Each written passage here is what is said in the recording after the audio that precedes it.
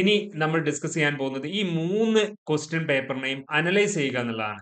ഈ 3 ക്വസ്റ്റ്യൻ പേപ്പറിനെ നമ്മൾ എങ്ങനെ അനലൈസ് ചെയ്യാന്ന് പറഞ്ഞു കഴിഞ്ഞാൽ ആവർത്തിച്ച് ചോദിച്ചിട്ടുള്ള ചോദ്യങ്ങൾ ഓരോ യൂണിറ്റ് വൈസിൽ ഇത് എങ്ങനെയാണ് ചോദിച്ചിട്ടുള്ളത്, എത്രത്തെ ചോദ്യങ്ങളാണ് ഓരോ യൂണിറ്റിൽ നിന്നും ചോദിച്ചിട്ടുള്ളത്, ആ ചോദ്യങ്ങളൊക്കെ എങ്ങനെയൊക്കെ ആയിരുന്നു എന്നുള്ളതാണ്. അത് ഏതൊക്കെ ക്വസ്റ്റ്യൻ പേപ്പറിനെ വെച്ചിട്ടാണ് നമ്മൾ അനലൈസ് ചെയ്യുന്നത്? 22, 23 ആൻഡ് 24 ഇയേഴ്സിലെ ഫസ്റ്റ് സെമസ്റ്റർ എഡ്യൂക്കേഷൻ സൈക്കോളജിയുടെ ബി.എഡിന്റെ ക്വസ്റ്റ്യൻ പേപ്പറിനെ അനലൈസ് ചെയ്യുകയാണ് നമ്മളിപ്പോൾ ചെയ്യുന്നത്. അതിൽ നമുക്ക് നോക്കാം. 24ലെ ക്വസ്റ്റ്യൻ പേപ്പറും ഉണ്ട്, 23ലെ ക്വസ്റ്റ്യൻ പേപ്പറും ഉണ്ട്, 22ലെ ക്വസ്റ്റ്യൻ പേപ്പറും ഉണ്ട്. അതിൽ നമ്മൾ എടുത്ത് ഡിസ്കസ് ചെയ്യുന്നത്, അനലൈസ് ചെയ്യുന്നത് എസ് എ ക്വസ്റ്റ്യൻസും ഷോർട്ട് ആൻസർ ക്വസ്റ്റ്യൻസുമാണ്. അപ്പോൾ ഫസ്റ്റ് യൂണിറ്റിൽ നിന്നും 4 ചോദ്യങ്ങളാണ് 3 ക്വസ്റ്റ്യൻ പേപ്പറിലും കൂടി ചോദിച്ചിട്ടുള്ളത്.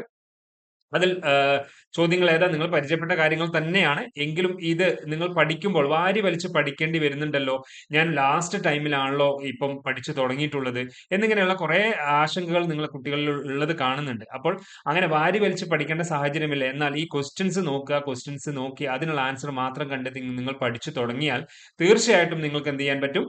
പിന്നെ ഈ എക്സാം നിങ്ങൾക്ക് പാസ്സാവാൻ കഴിയുന്നതാണ്. ഇതേ സ്ട്രാറ്റജികൾ തന്നെയാണ് മറ്റ് സബ്ജക്റ്റിൽ നമ്മൾ യൂസ് ചെയ്യാൻ ആഗ്രഹിക്കുന്നത്. ലേണിംഗ് ആൻഡ് ടീച്ചിങ് ആണെങ്കിലും, അതേപോലെ തന്നെ കണ്ടംപററി ഇന്ത്യൻ എഡ്യൂക്കേഷൻ ആണെങ്കിലും, ലാംഗ്വേജ് അക്രോസ് ദി കരിക്കുലം ആണെങ്കിലും, മറ്റ് പെഡഗോഗിക്കൽ സബ്ജക്റ്റുകളാണെങ്കിലും എല്ലാം നമ്മൾ ഈ ഒരു സ്ട്രാറ്റജിയിലൂടെ തന്നെയാണ് നമ്മൾ പരിചയപ്പെടാൻ നോക്കുന്നത്.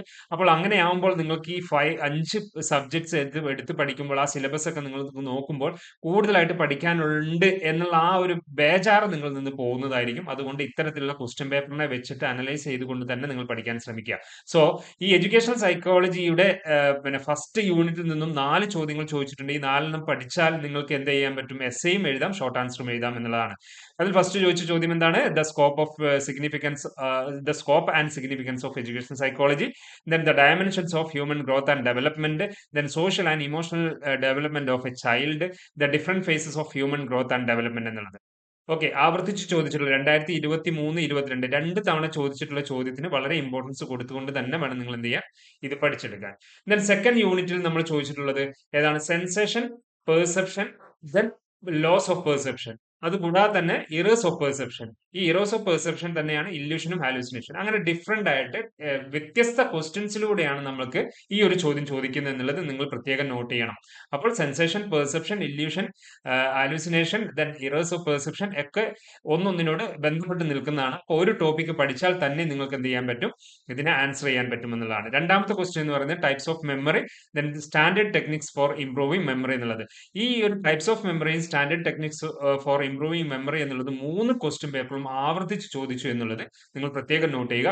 അതേപോലെ തന്നെ hallucination, errors of perception, illusion, പിന്നെ പെർസെപ്ഷൻ എന്താണ്, സെൻസേഷൻ എന്താണ്, ഇത് 3 ക്വസ്റ്റ്യൻ പേപ്പറിലും ചോദിച്ചിട്ടുണ്ട് എന്നുള്ളത് നിങ്ങൾ പ്രത്യേകം നോട്ട് ചെയ്യുക. അപ്പൊ ഇവയിൽ ഏതെങ്കിലും ഒന്ന് നിങ്ങൾ ഡീറ്റെയിൽ ആയിട്ട് പഠിച്ചാൽ തന്നെ 100% ഷുവർ ആണ് നിങ്ങൾക്ക് ആൻസർ ചെയ്യാവുന്നതാണ്. അല്ലെങ്കിൽ ഇവ രണ്ടും തന്നെ നിങ്ങൾ പഠിച്ചു വെക്കുക. അഥവാ മറ്റേതെങ്കിലും ചോദ്യങ്ങൾ ചോദിച്ചാൽ ഇവയിൽ ഏതെങ്കിലും ഒന്ന് ഉണ്ടാവും എന്നുള്ളത് നമുക്ക് ഷുവർ ആണ് രണ്ടാമത്തെ യൂണിറ്റിൽ. ദെൻ തേർഡ് യൂണിറ്റിൽ ചോദിച്ചിട്ടുള്ളത് 3 ക്വസ്റ്റ്യൻസ് ആണ്. അതിൽ ലേണിംഗ് തിയറിയുമായി ബന്ധപ്പെടുത്തിക്കൊണ്ടാണ് ചോദിക്കുന്നത്. അതിൽ രണ്ട് പ്രാവശ്യവും ക്ലാസിക്കൽ കണ്ടീഷനിങ് തിയറിയാണ് ചോദിച്ചിട്ടുള്ളത്. മറ്റ് 2 തവണ 2 ക്വസ്റ്റ്യൻ പേപ്പറിൽ ഹ്യൂമനിസ്റ്റിക് പെർസ്പെക്റ്റീവ് തിയറി കാൾ റോജറുടേതും അതേപോലെ തന്നെ മാസ്ലോയുടെ തിയറിയുമാണ് ചോദിച്ചിട്ടുള്ളത്. ഇനി നിങ്ങൾ ഈ കാൾ റോജറുടെയും മാസ്ലോയുടെ തിയറിയും ഇവിടെ എസ്സേക്ക് പഠിച്ചു, അത് ഇവിടെ ചോദിച്ചിട്ടില്ലെങ്കിൽ നിങ്ങൾക്ക് ഷോർട്ട് ആൻസറും വരുന്നതായിട്ട് നിങ്ങൾക്ക് കാണാൻ പറ്റും. അപ്പോൾ ആ ഒരു ഇമ്പോർട്ടൻസ് അവിടെ കൊടുത്തുകൊണ്ട് പഠിക്കാൻ ശ്രമിക്കുക. ദെൻ പിന്നെ നെക്സ്റ്റ് യൂണിറ്റിൽ നമ്മളോട് ചോദിച്ചിട്ടുള്ളത് the Guilford structure of intellect അഥവാ ഇന്റലിജൻസ് ആൻഡ് മോട്ടിവേഷൻ അല്ലെങ്കിൽ ഇന്റലിജൻസ് ആൻഡ് ക്രിയേറ്റിവിറ്റി എന്നുള്ള ആ ഒരു യൂണിറ്റിലാണ് ഇത് ചോദിച്ചിട്ടുള്ളത്. The Guilford structure of intellect, then Thurstone's group factor theory, then multiple intelligence by Gardner, then the assessment method of intelligence, the strategies to foster creativity.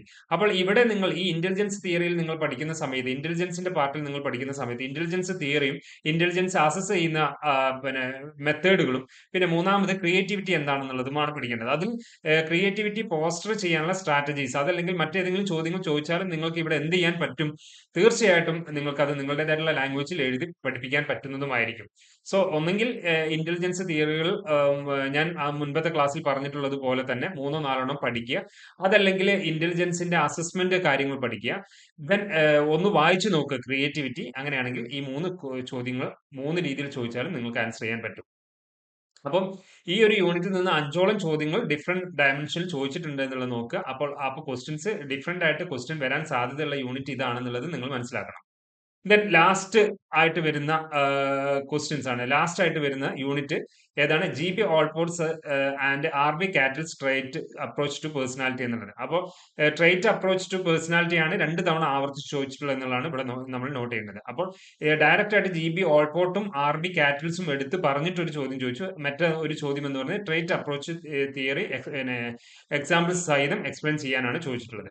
Then psycho analytic theory ചോദിച്ച ഒരു ചോദ്യമാണ്. Then determinants of personality. Determinants of personality 2 തവണ ആവർത്തിച്ച് ചോദിച്ചതായിട്ട് നിങ്ങൾക്ക് കാണാം.